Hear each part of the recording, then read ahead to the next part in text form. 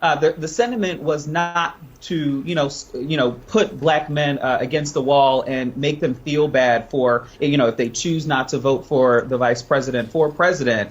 Really, the message was, let's think about this. Let's think about supporting a black woman for president, and not necessarily targeting their demographic. Sheldon, little bootleg ass studio. Paul, now it's the motherfucking Kate Deal. Welcome back to Sheldon's Bootleg Ass Studio, where we come to kick it, vibe out, and shoot the shit with Sheldon. I really appreciate each and every last one of y'all for pulling up. Do me a favor, hit that like button, subscribe to the channel. Let's go ahead and get up into this video of today. All right, now, family.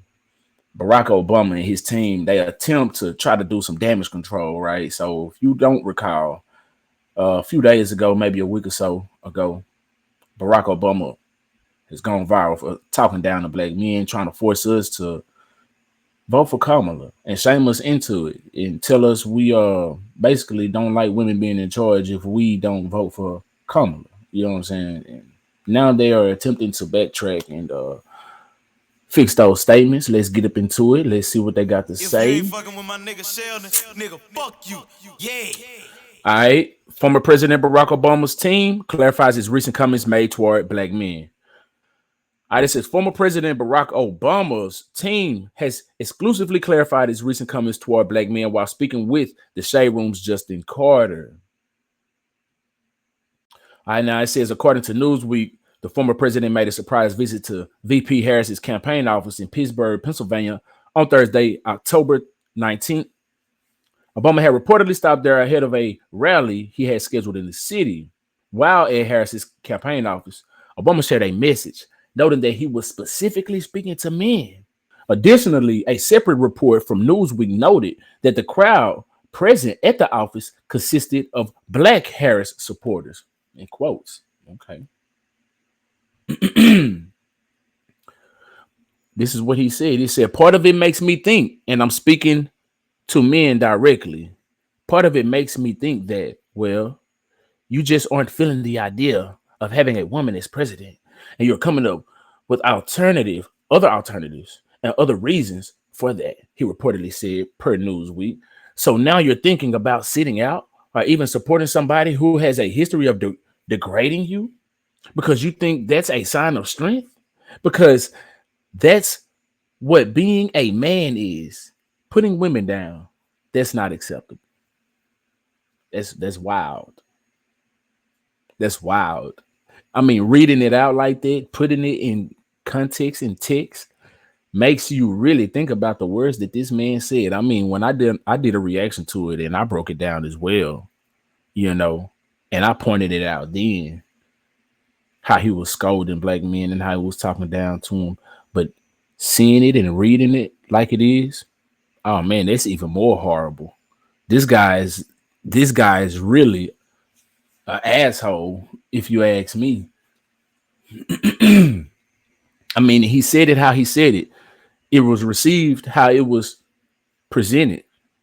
So there's really no clarification needed. But I digress. Let's continue. All right, now, why are black men being belittled in ways that no other voting group is? Turner reportedly asked while appearing on CNN Newsnight with Abby Phillip. Now, a lot of love for former President Obama, but for him to single out black men is wrong. That's what somebody said. All right.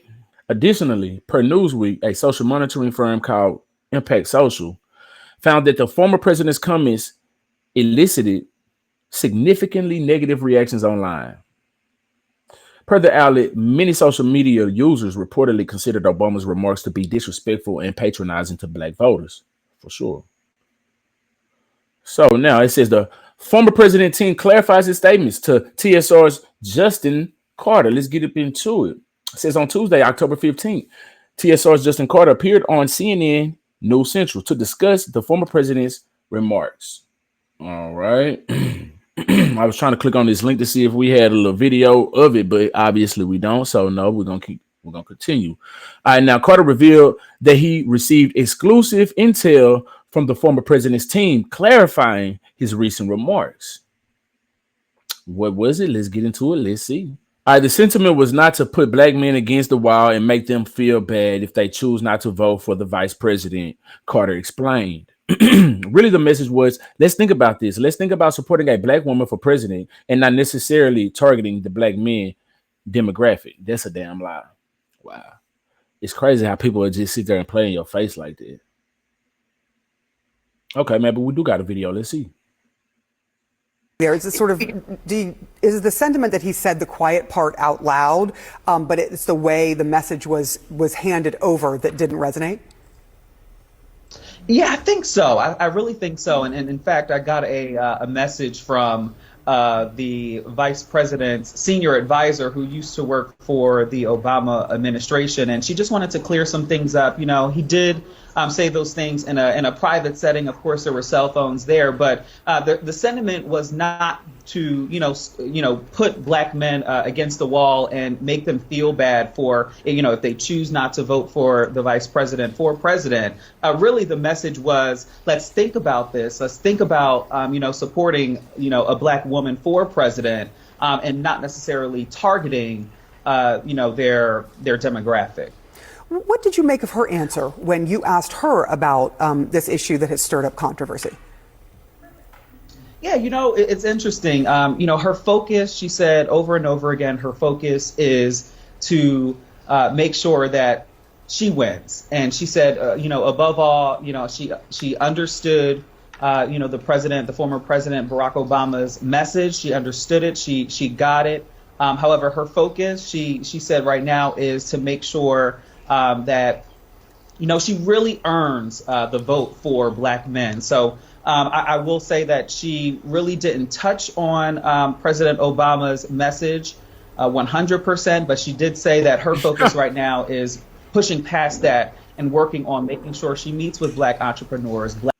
She didn't touch on it because she never touches on anything that you ask her. She dances around every question. I mean, guys, like literally. I mean, the interview she did with Brett Breyer on Fox, it took her about 25 to 27 seconds to answer a question. I sat there and I counted it, and I should have did it on my video when I done the breakdown, but I'm finna see if I can pull it up real quick. And I'm gonna do it on here with y'all. It took her 27 seconds to answer a question. She danced around it before she answered it. Let's check it out. Country and here in Pennsylvania, that immigration is one of the key issues that they're looking at this election, and specifically the influx of illegal immigrants from more than 150 countries. How many illegal immigrants would you estimate your administration has released into the country over the last 3.5 years? Well, I'm glad you raised the issue of immigration because Okay, so we're at 27 seconds right now. Let me see if I can show this to y'all. I have my ticker in the way. Anyway, where we at? See if I can move this out of the way. There we go. All right, so we're at 27 seconds, right? We're gonna let this play. Check it out. I'm gonna back it up just a little bit. Listen at the question. Estimate your administration has released countries. That immigration is one of the key issues that they're looking at this election, and specifically the influx of illegal immigrants from more than 150 countries. How many illegal immigrants would you estimate your administration has released into the country over the last 3.5 years? It's 25 seconds. That's when he stops. So we're going to start it at 25. Now let's go. Boom. I'm going to leave it alone. I'm glad you raised the issue of immigration because I agree with you. It is a topic of discussion that people want to rightly have. And you know what I'm going to talk about. Yeah, but right do you, now, just a which number. Do you think it's 1 million, 3 million? Brett, let's just get to the point. Okay, the point is that we have a broken immigration system that needs to be repaired. So your Homeland Security Secretary said that 85% of apprehensions. I'm not finished. She still didn't answer the question. All it takes is yes or no. How many did you bring in? 3 million. A number. Damn. She still ain't answer. She dancing. She doing all this damn dancing with her no rhythm having ass. So I mean, I just wanted to point that out. I mean, it's a bunch more that I can go on, but I'm just saying. And then this lady over here at the other video with Justin Carter, she said that Obama said the quiet part out loud. Like, what was the quiet part? The quiet part is he knew, everybody knew that he was thinking that black people should be voting Democrat and voting for this quote unquote black woman. Like, what's the quiet part? I don't know what was the quiet part.